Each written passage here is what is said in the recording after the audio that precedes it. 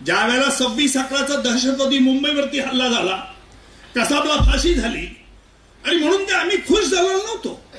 कसाबला फाशी होणं तर जरुरीचं होतच, परंतु त्यामागे जी शक्ती होती, जी पाकिस्तानमध्ये होती, त्या शक्तीचा चेहरा समोर उघडकीला आणणं जरुरीचं होतं. कसाबला फाशी दिल्यानंतर मी आणि भारत सरकारचे 3 अधिकारी अमेरिकेच्या याच्यामुळे मी स्वतः इस्लामाबाद पाकिस्तानमध्ये गेलो. It's was the official delegation. आणि मी आणि भारत सरकारचे 3 अधिकारी आम्ही त्यावेळेला इस्लामाबादला गेलो. 7 दिवस आम्ही तिथे राहिलो.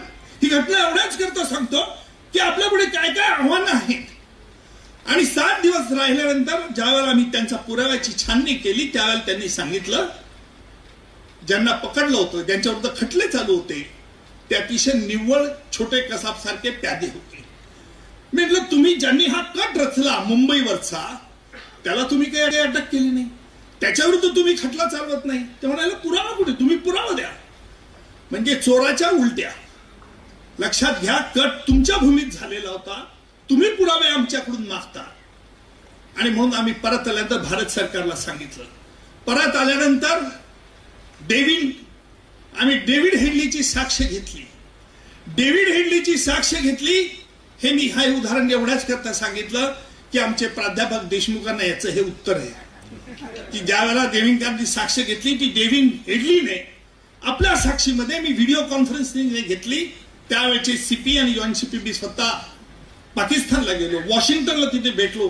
डेव्हिड कार्टरची व्हिडिओ कॉन्फरन्सने आम्ही साक्ष घेतली आणि पाकिस्तानचे आर्मीचे अधिकारी कोण कोण कसे होते त्याचा ईमेल करस्पॉन्डन्स जो शिकागो कोर्टात डेव्हिड हेडलीने दाखल केला होता, तो न्यायालयासमोर आम्ही आणला. आता याचं उत्तर पाकिस्तानची चुप्पी नंतर झाली. डॉक्टर जयशंकर त्यावेळेला फॉरेन सेक्रेटरी होते, त्यांना हा सगळा एव्हिडन्स आम्ही पाठवला. पाकिस्तानने उत्तर त्यावरती काही दिलं. हा भाग एवढ्या करता सांगतो. मगाशी सांगितलं की उज्ज्वल निकम हे झालं, कोपर्डी झालं, ते झालं, असं नाहीये देशमुख साहेब. तुम्हाला कल्पना नाही, आताचे मुख्यमंत्री, पूर्वीचे मुख्यमंत्री, मी कोणत्याही सरकार असतो, फक्त मी कोणत्या पार्टीचा असतो असं नाही, परंतु भाजपने मला नेवलंय याचा मला सार्थ अभिमान पण आहे, त्यात शंका नाही.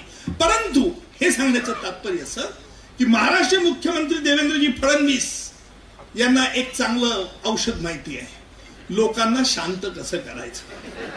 आणि ते चांगलं औषध, ते इतके हुशार डॉक्टर आहेत की कुठे लोकांचा असंतोष झाला, मोठा खून झाला, लोक मागणी करतात आणि मला म्हणतात, उज्ज्वल या तुमची मागणी झाली, मी नेमतो तुम्हाला याच्यामध्ये. मला नाईलाज नसतो, कारण एवढा विश्वास तुम्ही ठेवताय.